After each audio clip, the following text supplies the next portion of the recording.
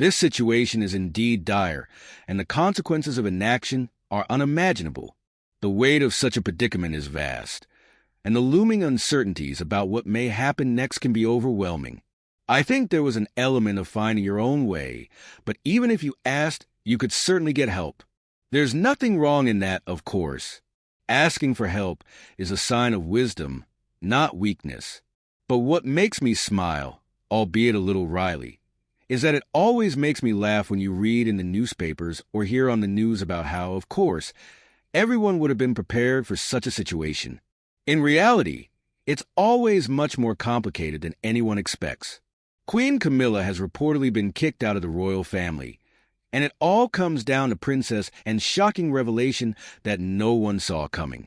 Known for her ability to cut through the noise, Princess Anne has exposed something so explosive that it's turned the monarchy upside down. What secret did it uncover, and how did it lead to Camilla's downfall? The entire situation has created waves in the royal household, and now everyone is looking for answers. The issue at hand is one of courtesy, a seemingly small detail in the grand scope of royal life, but one that holds deep significance. In the British royal family, courtesy isn't just about good manners. It's a symbol of submission and respect for the monarchy's hierarchy, a hierarchy that has been in place for centuries.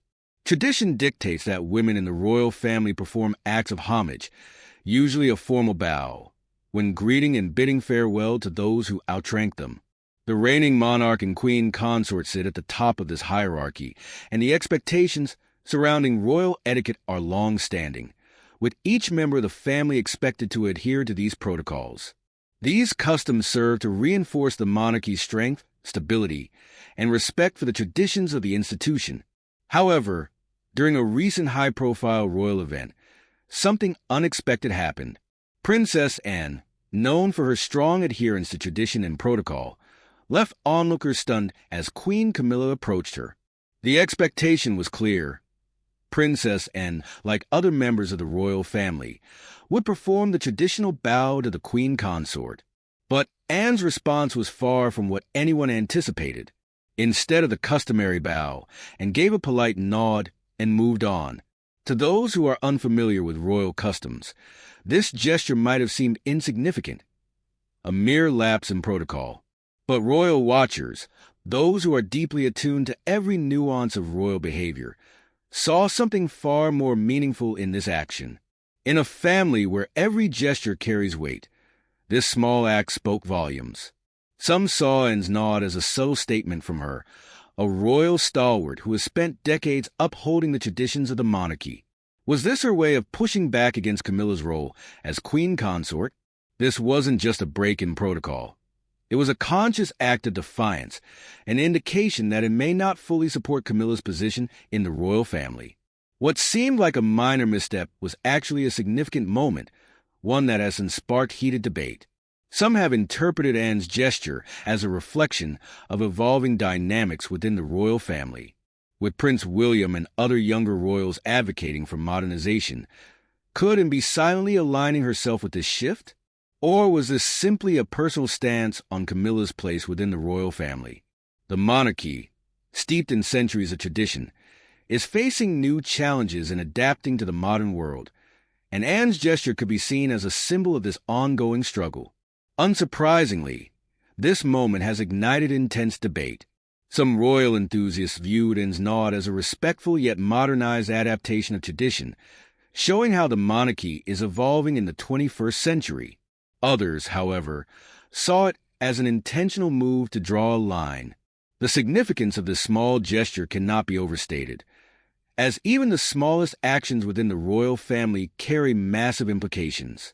Some have interpreted Anne's action as more than just a break in tradition, a deliberate move that hints at unresolved tensions between the two royal figures. A significant point of contention appears to be Camilla's coronation arrangements, particularly the inclusion of her own family members in prominent roles. Reports suggest that Camilla's choices, perceived as sidelining traditional royal practices, did not sit well with Anne, who is known for her unwavering dedication to the monarchy's legacy. Insiders claim that Anne may have viewed these decisions as a breach of the royal code, especially considering her lifelong commitment to upholding protocol. Anne's refusal to perform the customary courtesy has become a major talking point for royal commentators and fans alike. Royal expert Tom Bower has even suggested that Anne's gesture could reflect deeper conflicts within the royal family. He noted that Anne likely wasn't alone in her discontent, hinting at broader dissatisfaction with Camilla's approach to her new role as queen consort. Adding fuel to the fire, Prince William is rumored to have expressed frustration toward his stepmother-in-law's actions during King Charles's coronation. In a speech that many viewed as indirect criticism, William reportedly acknowledged the discomfort surrounding Camilla's role and its impact on family unity. Anne's gesture has sparked debate not only among royal watchers, but also across social media platforms. Some commenters see her nod as a quiet act of defiance, a way to express her disapproval without creating outright conflict. Others believe it's simply and being respectful, but unwilling to compromise on principles she has upheld for decades. Whatever the reason behind this seemingly small moment, it has highlighted the complex dynamics within the royal household. Is this a personal disagreement, a defense of tradition, or a reflection of deeper fractures within the family? Some have speculated that Princess Anne's decision to nod rather than curtsy to Queen Camilla may have been a simple misunderstanding, a lapse in protocol, or even just a moment of practicality. But in the world of royal watchers, nothing is ever just what it seems. The incident has sparked widespread discussion about the complex power dynamics and unwritten rules that govern the behavior of Britain's most famous family. For Anne, a figure known for her unshakable commitment to duty, the gesture, or lack of one, felt intentional. It also cast a spotlight on the relationships within the royal family, revealing how public duty, personal legacy, and family dynamics often clash behind the scenes. When you add the weight of constant public scrutiny into the mix, even the smallest interactions take on outsized importance. The royal family has long been a global fascination, not just for their grand ceremonies and public appearances, but for the intricate relationships that shape their day-to-day lives. Princess Anne and Queen Camilla's dynamic is no exception. Their roles are not just ceremonial. They're deeply entwined with history, tradition, and a constant balancing act between personal feelings and public responsibility. And often regarded as the hardest-working royal, has always been a staunch defender of tradition. Camilla's position as queen consort, though now official, was a journey filled with public skepticism and private challenges. These differing approaches to royal life are a reminder that even within the monarchy, relationships are rarely simple. Being a royal means living under a microscope. Every gesture, every word, every glance is dissected for meaning. And when it comes to senior royals like Anne and Camilla, this scrutiny amplifies any tension or disagreement, whether real or imagined. The media, ever hungry for a royal storyline, often turns minor moments into headline-worthy drama. What may have been a polite nod from, and is now seen as a possible signal of disapproval. Anne and Camilla's relationship reflects the ongoing challenge of being a royal in the modern world. They must present a united front to symbolize stability for the nation, while privately navigating complex family dynamics behind the polished facade. The tension between Camilla and Anne might just trace back to their shared history and complicated royal ties. If you've kept even a casual eye on the royal family drama, you probably know that Camilla was no stranger to royal circles from an early age. Back in the swinging 60s, she was a London debutante, mingling with the city's elite. From posh polo matches to exclusive social events, Camilla crossed paths with the royals long before the spotlight was on her. In 1970, thanks to Princess Anne, she met Charles and, well, you know how that story unfolds. But Camilla and Anne haven't exactly had a smooth ride when it comes to their relationship. Let's break it down. Meeting a future partner through mutual friends sounds like a win. Well, not always. Camilla Parker Bowles met King Charles III through none other than Princess Anne. Royal expert Penny Junner revealed that Camilla and Charles crossed paths thanks to Anne's fling with Andrew Parker Bowles. And just like that, their little fling kicked off. So, How did all these royal connections and Parker Bowles entanglements play out? At first, Charles and Camilla met at a polo match in 1970. Camilla didn't hold back with the banter, cheekily saying, "My great-grandmother was the mistress of your great-great-grandfather. I feel we have something in common." Meanwhile, and was dating Andrew at the time, but things took a turn when Charles shipped out for his Royal Navy duties. By the time he returned, Camilla was engaged to Andrew, leaving both Charles and Anne in an awkward spot. So you see why Queen Camilla and Princess Anne's relationship has always been rough, due to their awkward connection with Andrew Parker Bowles.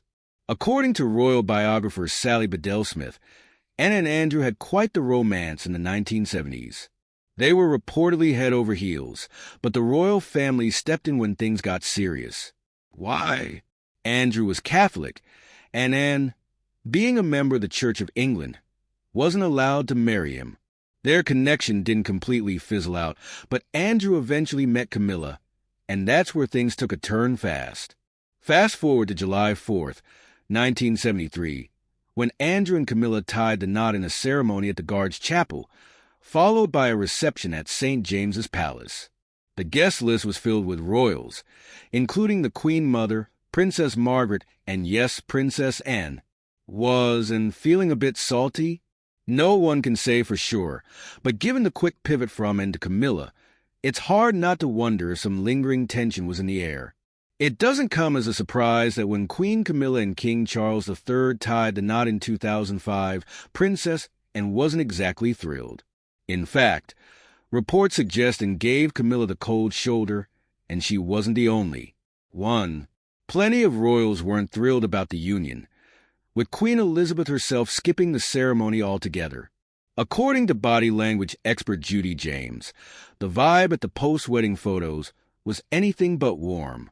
She pointed out that Queen Elizabeth and Prince Philip kept their distance on the steps, avoiding any cozy family shots. Anne, as expected, stayed true to form, looking as frosty as ever. But Anne's chilly reception wasn't exclusive to Camilla. She had a similar attitude toward Princess Diana too, and apparently had no time for Diana, and was annoyed by her constant media attention. Unlike Diana's more modern approach to royal life, and has always been about tradition and duty, when it came to welcoming Camilla into the royal fold, Princess Anne's icy demeanor was just a reflection of her strong-willed character.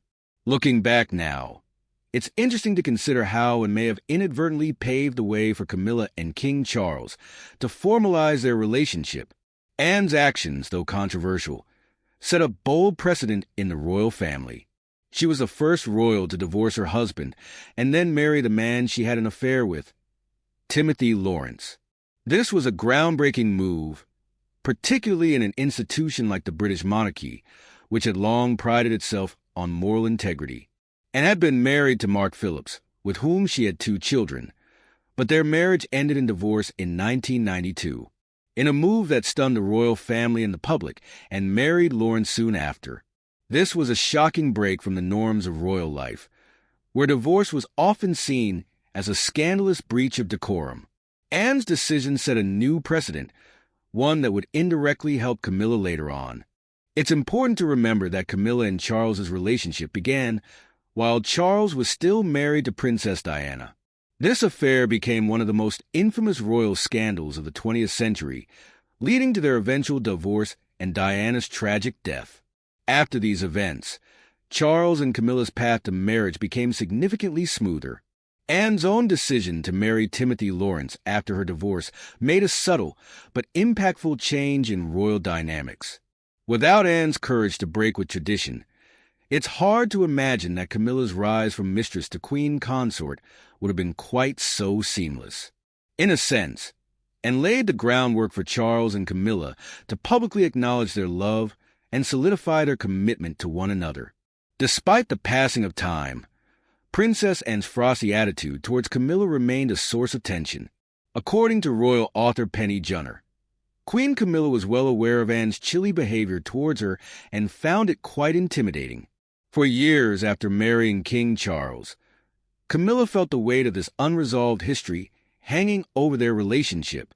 In the public eye, Anne's actions were often seen as an expression of her disapproval, and this was particularly difficult for Camilla, who had already navigated a tumultuous royal life filled with scandals and scrutiny. The two women shared a complicated history, especially given the nature of their connection to Charles. Their relationship was further strained by the notorious royal love triangle involving Diana, Charles, and Camilla, a situation fraught with media attention, public opinion, and familial tension. What makes the situation even more complicated is the fact that, at one point, Camilla got involved with Charles as a way to get back at her then-boyfriend, Andrew Parker Bowles. Yes, this is a dramatic turn of events, but according to Penny Junner, this was a classic case of tit for tat. Andrew Parker Bowles, who was also involved in his own extramarital affairs, particularly with Princess Anne, allegedly spurred Camilla to act. If it weren't for Andrew's wandering eye and betrayal, she may never have pursued Charles. This led to one of the most dramatic and notorious episodes of royal history. Junner revealed in her book that when Camilla discovered that Andrew had been cheating on her with Anne and others, she didn't just sit back and accept the situation. Instead, she took matters into her own hands by slashing his tires and even leaving a lipstick message on his car. This level of dramatic action is certainly not what one would expect from someone involved in the royal family, but it demonstrated the fiery determination Camilla had in reclaiming control over her love life. This dramatic turn of events led to Camilla turning her attention to Charles, with whom she had a long-standing connection. According to Junner, when Camilla met Charles, she thought to herself, Andrew's off with Anne, so let me show him a thing or two. Their ensuing affair was not just an act of revenge. It was the start of a relationship that would change royal history forever. What began as a means of revenge eventually evolved into a deep, enduring love between Charles and Camilla, leading to their eventual marriage. Despite all the drama and the tangled relationships, one thing remained consistent. Princess Anne and Andrew Parker Bowles remained close. In fact, Andrew became the godfather of Anne's daughter, Zara, while King Charles III became the godfather of Tom Parker Bowles, Andrew and Camilla's son. This is one of the many intricacies of royal life. Seemingly complicated relationships that are tied together through years of shared history. Andrew Parker Bowles has long been intertwined with the royal family, even serving as a page boy at Queen Elizabeth II's coronation in 1953. With his connections to both Anne and Camilla, it's no wonder that their relationship was bound to be layered with complexities. As time has passed, it seems that Princess Anne's perspective on Camilla has shifted. A royal insider from 2021 revealed that Anne had long viewed Camilla as opportunistic, particularly when Charles and Camilla began taking on more royal duties and responsibilities. Tensions reportedly flared as Anne felt increasingly sidelined by her brother, King Charles. Anne, known for her blunt demeanor, grew frustrated at the lack of private moments to discuss her own thoughts and concerns with Charles. At the same time, Camilla, now firmly ensconced in her role as queen consort, reportedly wanted Anne to let go of old grudges and move forward. However, reports suggest that Anne wasn't ready to bury the hatchet just yet, leading to a persistent tension between the two women. Despite their past disagreements and the ongoing tension, there are signs that Princess Anne and Camilla may have reached a mutual understanding, at least when it comes to their shared role in supporting the monarchy. According to body language expert Judy James, the two women have shown signs of making progress in recent years, particularly after the passing of Prince Philip, when King Charles took on a more prominent leadership role in the royal family. James explained that while Anne and Camilla's relationship may have been rocky, they've begun to unite as senior royals, forming what she described as an elite squad of key family members: Charles, Camilla, and Kate, William, Edward, and Sophie. That said, James acknowledged that some emotional distance between the two may always remain. Their shared responsibilities and a common goal of maintaining the public image of the royal family have brought them closer, but it's still about playing for the same team rather than fostering a personal connection. For all the drama, there have been lighter moments, too. Take Christmas Day in 2019, for instance, when both Anne and Camilla attended the royal family's traditional church service, unknowingly wearing matching purple outfits. As Anne approached the church entrance, she joined Camilla, who couldn't help but notice their coincidental twinning moment. Camilla nudged Anne playfully, and the two shared a rare laugh, which surprised many, given Anne's usually stoic public persona. As King Charles now sits on the throne, and Camilla holds the title of Queen Consort, royal protocol has shifted in significant ways. According to page 6, anyone meeting King Charles must bow or curtsy and address him as Your Majesty, switching to Sir after the formalities. As for Camilla, she no longer has to curtsy to anyone within the royal family, including Princess Anne, though she is likely to curtsy to other world monarchs as a sign of respect. However, royal protocol has always been a sensitive issue, and in 2005, Queen Elizabeth II approved a rule that placed princesses born into the royal family, like Anne, above those who married into the family, like Camilla.